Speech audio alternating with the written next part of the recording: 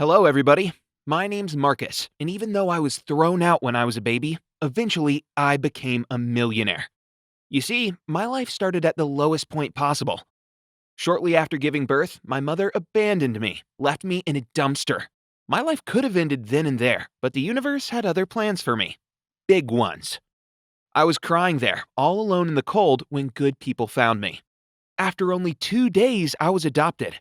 I always remember this story, as I feel like I got a second chance in life. From a young age, I was interested in inventing all these different things. I remember when I was 9, my father brought home this old computer. I'd never seen anything like it. It wasn't working, and it looked enormous, but I made it my goal to fix it. I sat in my room for hours, trying different things that I've read in books, and I finally did it. It was up and running. Soon after, all my neighborhood knew that I had a talent for technology, so they kept calling me whenever they had a problem. My amazing and encouraging dad even printed an ad in the local newspaper. It said, "Call Marcus. One number, all kinds of fixing." It had my picture with a tiny suit on, and it was cringy as hell, but I still felt like a proper businessman. It was the start of my career. But after only a month, my family started tearing apart. My father started acting strange. It was the little things at first. He'd doze off in the middle of the conversation like he had something else on his mind. But it started getting worse.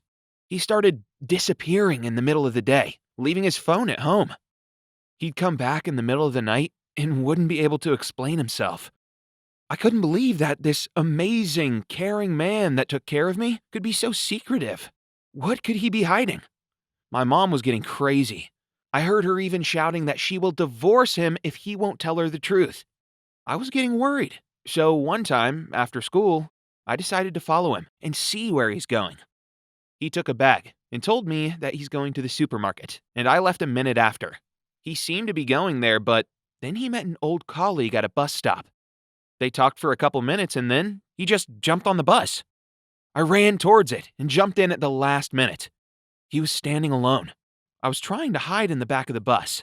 After like half an hour, the bus reached the final destination and stopped. The driver asked for all the passengers to leave. It was in the middle of nowhere. There was a forest nearby and a couple of houses, but that's it. He sat down on the bench, clenched the shopping bag in his hands, and started crying. I kept thinking, what's happening? Why is he here? I couldn't wait any longer. I walked up to him, sat down, and he raised his eyes to me.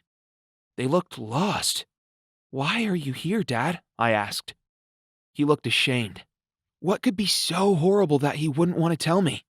Finally, after a moment of silence, he said, "I don't know." We came back and told Mom. My parents went to see a doctor, and I was waiting anxiously at home. They came back with a very scary diagnosis. He has Alzheimer's. His memory began to fail, and it worsened day by day. It was crushing to see him struggle with the most simple tasks. He'd forget to put on some pants and would walk around the yard in only his underwear.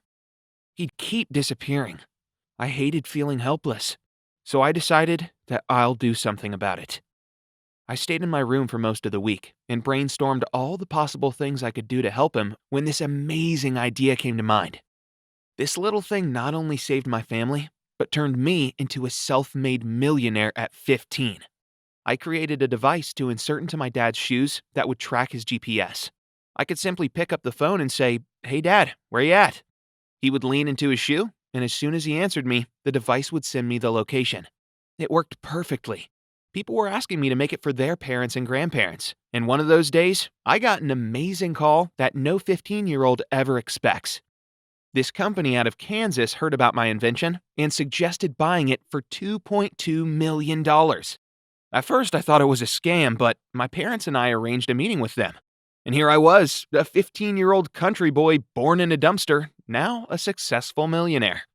At first, I had no idea what to do with the money. I wasn't that interested in luxury, but I really liked innovation and helping people, so I used my money to start my own company. We created an amazing anti-texting and driving software. A cell phone with a built-in wireless blood glucose meter for people with diabetes. My company's now worth $62 million. But for me, it was never about the money. I believe in turning caring into action. I remember that fear I felt when I didn't know where my dad was, and the relief when our lives got better.